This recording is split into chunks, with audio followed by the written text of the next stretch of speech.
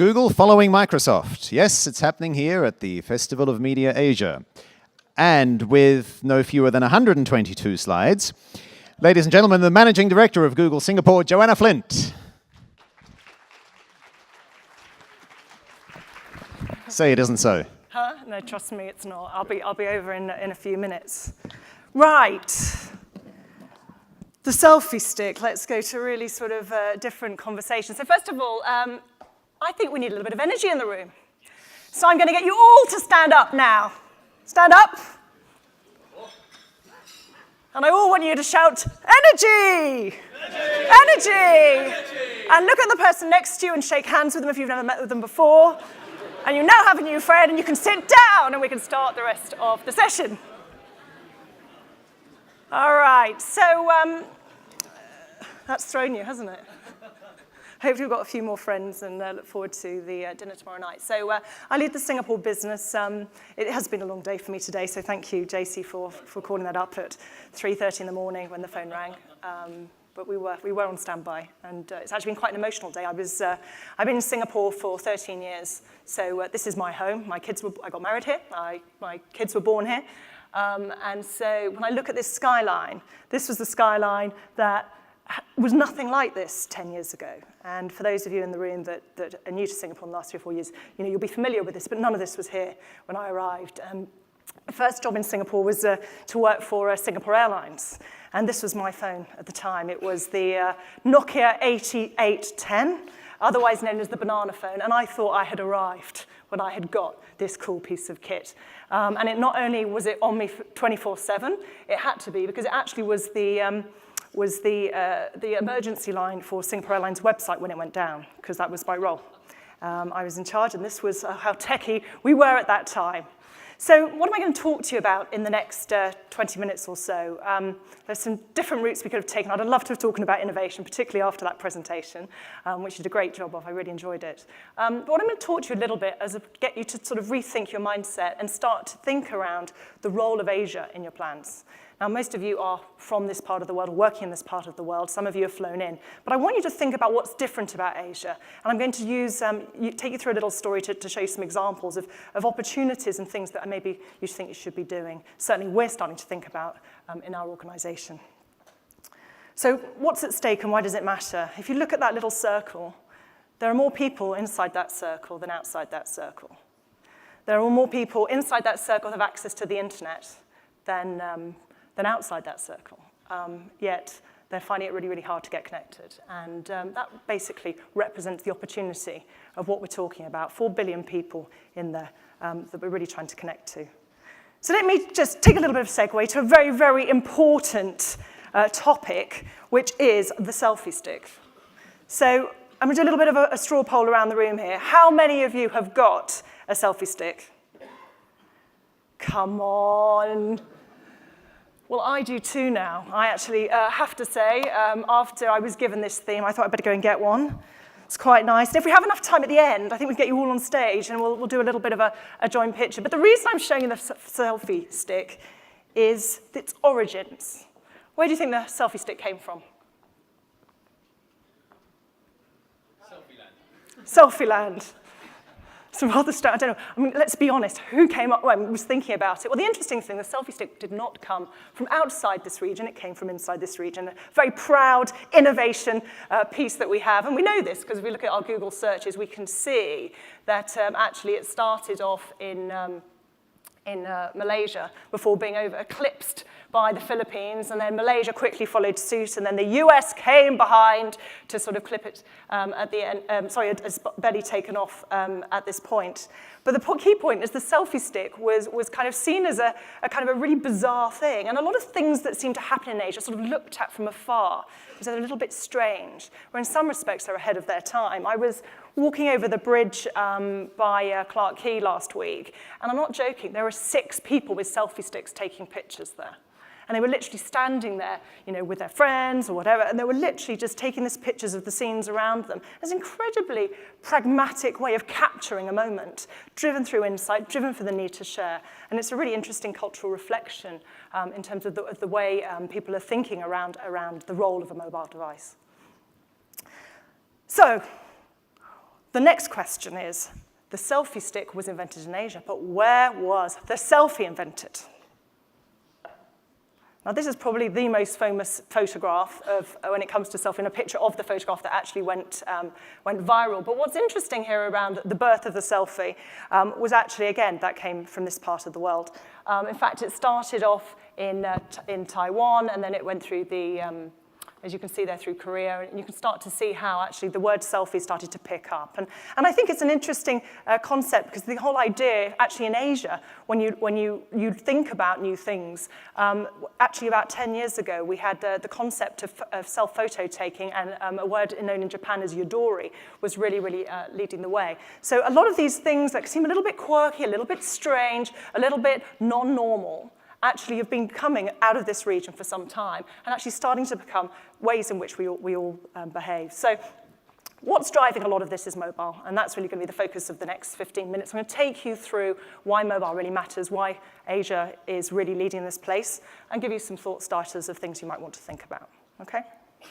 All right, let's take 3 big trends that I'm picking up on. There are lots and lots of trends that we could be talking about when we talk about mobile. We could talk about messaging. We could talk about a number of different things. But I thought I would focus on 3 things that I think are quite interesting when you're thinking about business. The first one is around form and culture, and these cultural things. I've just flagged a couple of those a moment ago with the selfie example.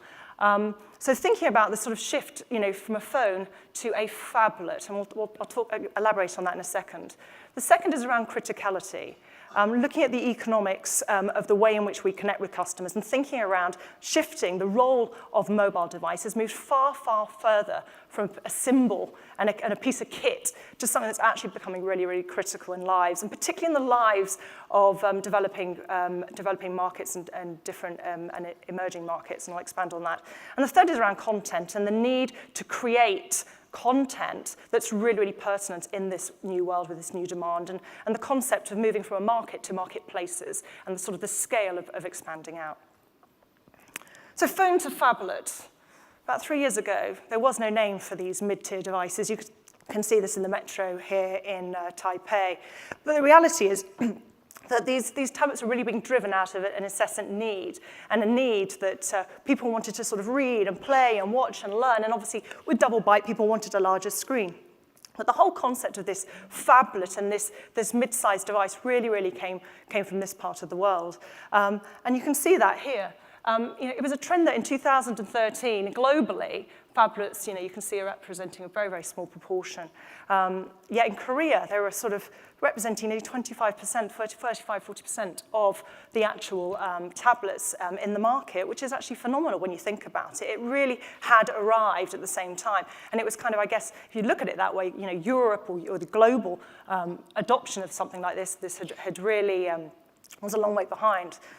But if we take 2014, you can see really how this has all shifted, and you can see how that little yellow line for phablet has just really, really taken off. It's still obviously not taken and where it might well be, but the fact is you're starting to see those trends starting to pick up. Something that is crazy and as geeky potentially as the phablet has sort of just been exported out into other parts of the world and is actually gathering pace and gathering momentum. In fact, what's interesting as well is that these are the earliest adopters. Again, probably no surprise to you. These are the people, these are the social influence, according to Flurry. These are the people that are more likely to be entertainment enthusiasts, more likely to read more and consume content. Again, not that surprising. And I'm not going to give you a pitch on the phablet. The key point of this is to just demonstrate that things that seem quite strange might actually become the norm, and to be open and to be receptive to those changes as we start to look at the way in which we build brands, the way we connect with customers, the way we look at trends, and some of those things that are happening. These are trend-watching priorities, and if you're in the marketing business, you have to be on top of them. So let's pivot to the next thought here about moving from a kit to critical. About 7 or 8 years ago, I was in Adland. I was working for Ogilvy and Mather, and one of my clients, funny enough, it was Diageo. We were working very much on a project around the role of mobile for a life stage 2 men. And the whole of the insight, I remember at the time, was all around the importance of a mobile being a symbol. It was sort of a status symbol. If you had a high-end device, that you had arrived. It was kind of the Rolex sort of scenario, and that was our insight. So we thought if we can build with influencers and connect with them through mobile devices, particularly high-end ones, which they would obviously be aspiring to have, we would really, really crack the nut on how to actually engage and build a following. We've shifted way beyond that because of the critical mass and reach now of the mobile device. And really here I want to talk a little about moving away from this sort of symbol to making it very, very business critical, and the sort of the value of having that. So this is an interesting slide. In fact, it's one of my favorite slides to look at. We often talk about the consumer gap, we talk about the media gap. This is the smartphone gap. And what's interesting is that the West is actually following here. So this is the net impact. If you take the number of mobile devices, the number of PCs plus the number of mobile devices, and you actually look at the net outcome, and what you start to see is that people in this part of the world have more mobile devices than they have PCs. And that's probably not that surprising for many of you.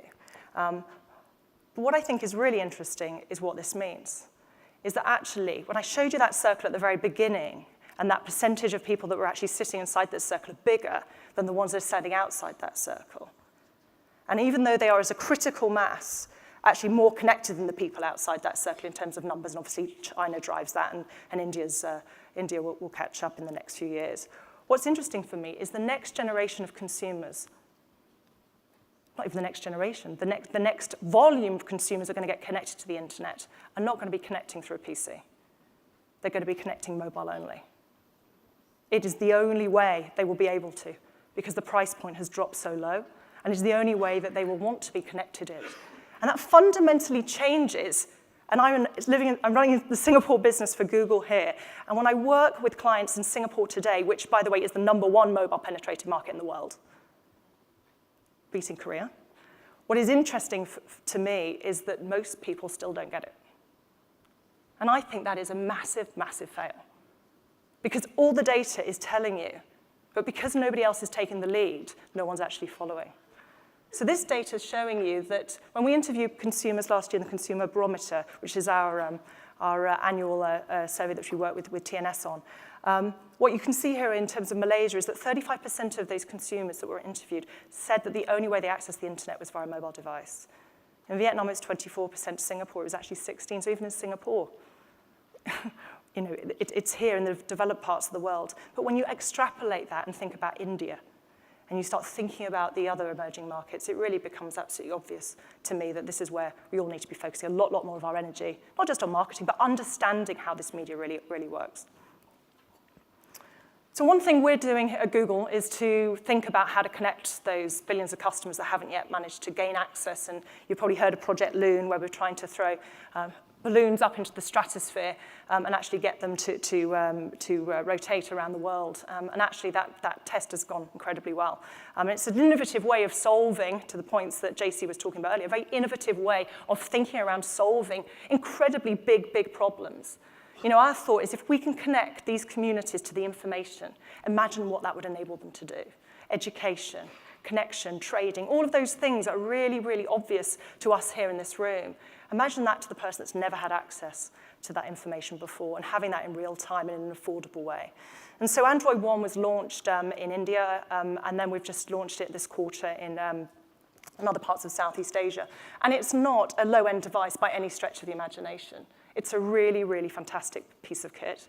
And it was launched with a much longer lifetime on the battery life. And it was launched with a view to really give an amazing experience, a worthy experience, to consumers in these markets. And of course, the affordability piece is obviously a key factor here. So we've been working with the telcos really hard to actually find ways to make this actually work for them. So it actually drives traction, drives adoption, drives a great experience, and gives them the sort of thing that we all take for granted in here.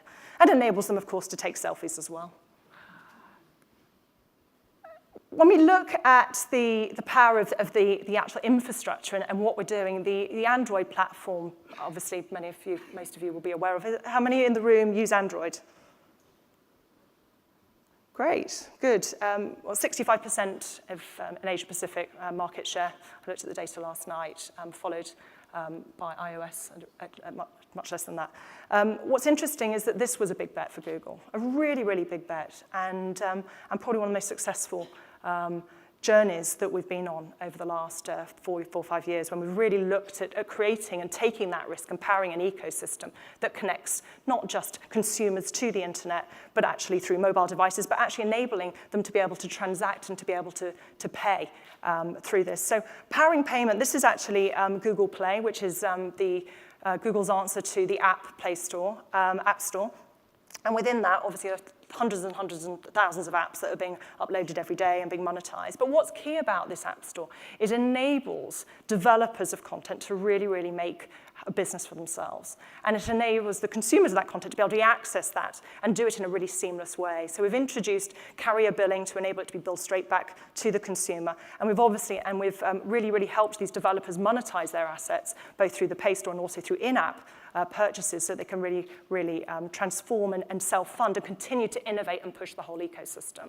And we paid out 2.5x what we paid in last year than what we had paid the year before in 2013, as testimony to that kind of demand, that uptake, and the consumer receptivity to this technology. So that was my second point. I want to just finish off with my third area, which is the whole idea of market-to-market places. So here's a lady who's standing out in India, and if any of you, most of you have been to any parts of developing Asia, you will see this is a very familiar site. If you're in Delhi or in Mumbai or Gurgaon, etc. I said, this is the way trading still exists. It's one-to-one, it's one to a few, it's on a Saturday, it's on a Monday, it's a Tuesday, it's a daily thing, the shaking of the hand, the trading over a cup of chai, the cash on delivery. This is still the way so much of Asia operates. Turning up to Beijing and Shanghai and the glitz and all the rest of it in Singapore is just so different to what you really experience if you get further out in all of the markets, whether it's in Malaysia, Thailand, Indonesia, Vietnam, etc. So what I think is interesting about this is that this kind of behavior actually transcends, particularly when you have this connectivity. And the mobile device kind of supercharges the enablement to sort of change the way in which people can trade. So what I thought I'd do is just talk to you about three businesses. The middle one I won't spend time on because I know that the Grab Taxi folks are presenting later today. But I think they're really interesting examples of some of the innovation that's happening here right now. Literally, these have all come to life in the last 12 months. The one on the right, or the left as you're looking to it, is the Azalea store. This lady is selling and trading her jilbabs online through mobile device. She doesn't have a website. This is her website. This is her shop window. And this is how she's now trading with hundreds of consumers across the region and actually further afield. And I think that sort of innovation, the fact that this has been created, we always talk about the internet creating the economic impact, indeed it has, but now we're managing to help these micro traders and these people from their homes really do things just through a mobile device because that's where their audience is. The middle example is obviously Grab Taxi. Everyone thought Uber. I certainly thought Uber. Uber had arrived. When Uber had, well, hopefully Uber does arrive, otherwise I'll be in trouble. But I thought Uber really was the redefining, entity when it came to travel. And obviously Airbnb has done an amazing job in a different space. But to me, the power of the Grab Taxi platform has really, really made a difference to the way in which I certainly book my travel and certainly get from A to B. And it puts me totally in control there. But this was a new entrant that just figured out that you didn't have to have a credit card. You could pay cash, which Uber didn't allow. And that's where it connected with that other segment of consumers. The West thought they had it covered. Oh, yes, Uber will nail it here. But what was so amazing here was to watch something like Grab Taxi with the local nuances really, really see, identify, and understand what the opportunity was and really, really deliver massive local market relevance. I was in Bangkok last Thursday. I was outside. I was on my way to the airport, and there was actually Grab Taxi had actually branded and had like a concierge desk outside the shopping mall where I just had the meeting. And that, for me, they've totally gone beyond just the mobile application. They wanted to be in the community. They wanted to be relevant, and they were providing an incredible service there, wherever I was, whether I was in Singapore or there. The third example is a homegrown entity. If you haven't downloaded this app, go and download it. It's called Carousel.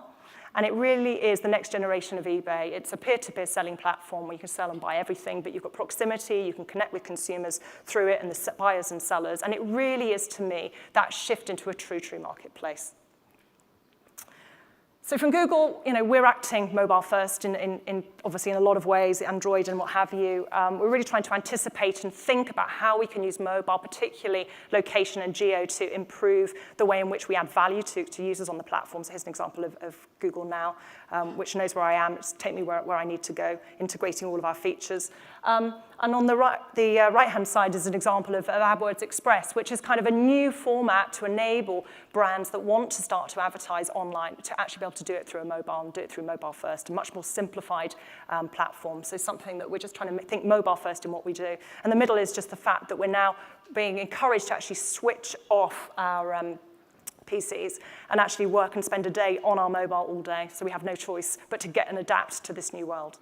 So just to wrap up, 3 things I wanted to talk about. We started off with the selfie stick. We talked a little bit about Asia and why Asia is fundamentally different. But I think what's key for me is Asia is where the future innovation is going. And I want you to think about 3 things. From a cultural perspective, how are you really anticipating the next big global trends? How are you monitoring those? I mean, whether it's the selfie stick or whether it's the phablet, it doesn't matter. Those crazy things may well become normal one day. And I mean, how are you and your company thinking about that?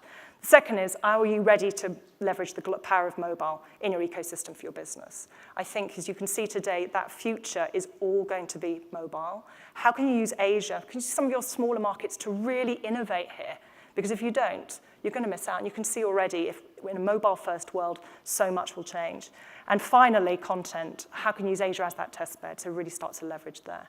So there's a few things to think about. I just really wanted to state the case as to why you should be thinking Asia first in a lot of the way in which you build, but particularly thinking about the role of mobile, because I think, as you've heard, with the teams earlier and the presenters earlier today, that really the innovation we're seeing has really been driven from here. And I don't think anyone in this room can afford not to be on top of it. Thank you. Thank you very much, Joanna Flint. Do you want to do the...